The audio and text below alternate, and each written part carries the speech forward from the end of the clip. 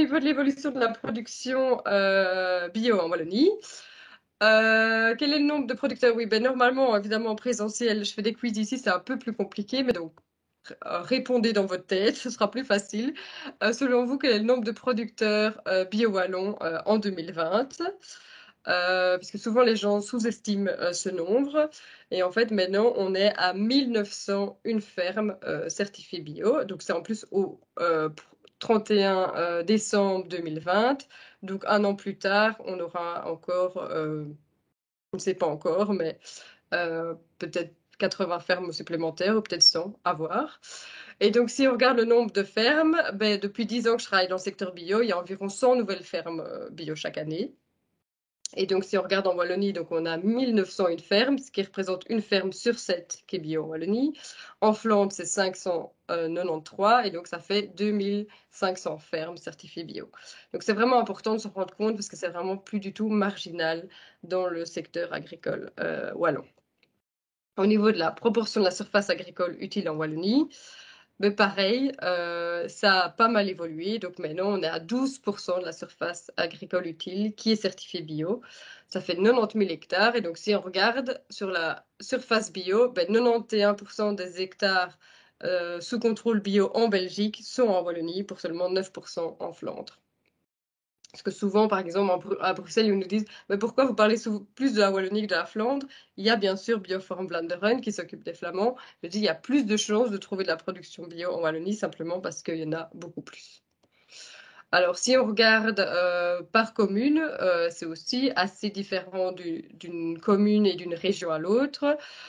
Clairement, la province du Luxembourg et toute la région plutôt germanophone a une part de SAU assez forte en bio, hein, qui est parfois de plus de 30% dans les communes. Il y a même des communes à plus de 50% de leur surface agricole utile qui est en bio. Il y a des zones, comme on voit, hein, le Hainaut et le Brabant wallon où la part de SAU est moins élevée, mais elle est vraiment en train de se développer fortement ces dernières années. Et donc, si on regarde, ben, dans le sud du pays, c'était plutôt une région d'élevage, hein, qui avait peut-être plus facile et qui avait plus facile de passer en bio, puisque bah, l'élevage en Wallonie est généralement bovin était généralement assez extensif, et donc le passage au bio, en tout cas pour ceux qui étaient les plus extensifs, était assez facile. Ben, en grande culture, on voit qu'il y a 10 ans, il y en avait très peu. Maintenant, ils sont en train, il y a de plus en plus de techniques pour le désherbage et il y a de plus en plus de demandes aussi. Et donc, petit à petit, les grandes cultures et le maraîchage se développent aussi.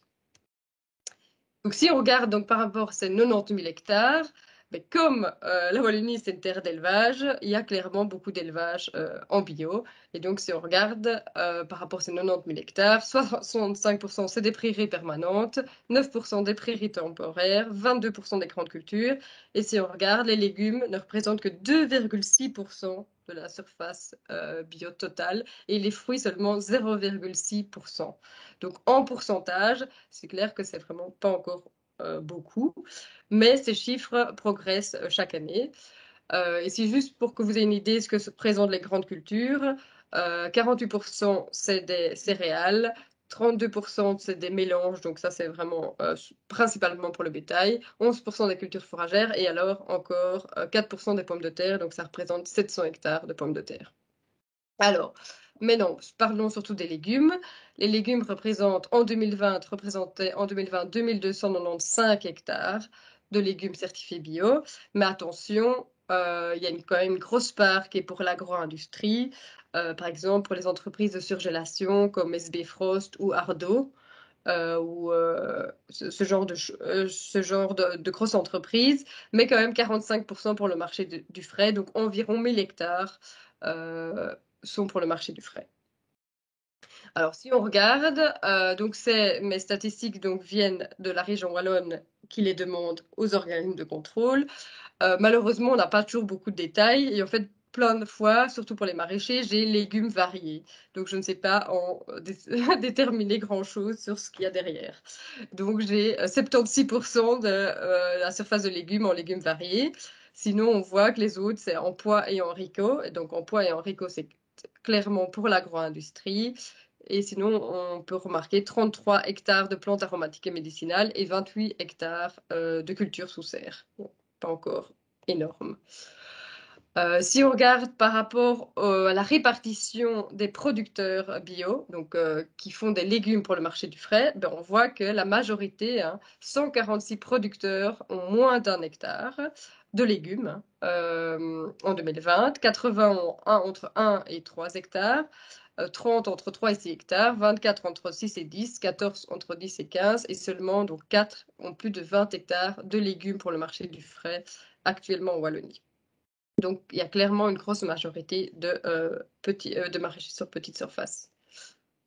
Alors, si on regarde la répartition des surfaces, ben, en 1, le plus cultivé pour le marché du frais, c'est la carotte, puis l'oignon, puis le chicon racine pour le forçage.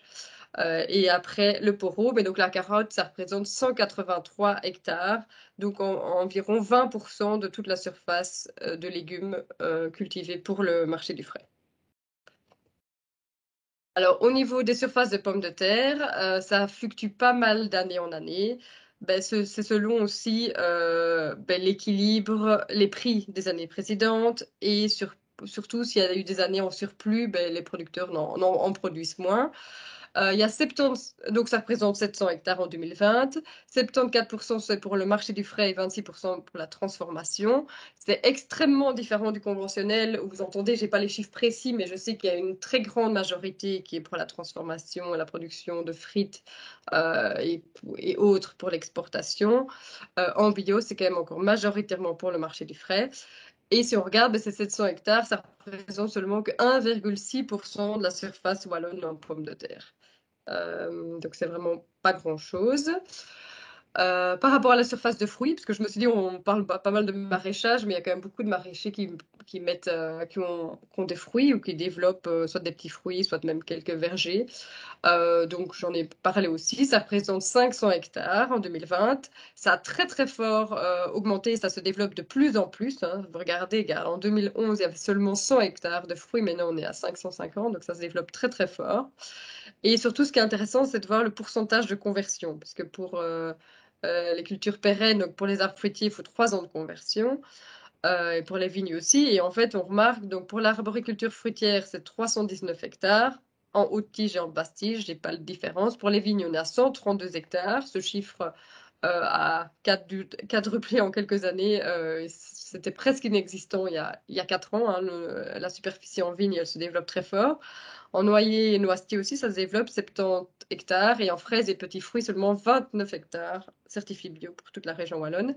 Mais donc, si on regarde en pourcentage de conversion, on voit donc en vigne, 57% des 132 hectares sont en conversion. Donc, on montre vraiment un grand renouveau. En noyer et noisetier, 34% et en arboriculture fruitière, 22%. Donc, on voit qu'il y a une vraie évolution et tendance vers le bio.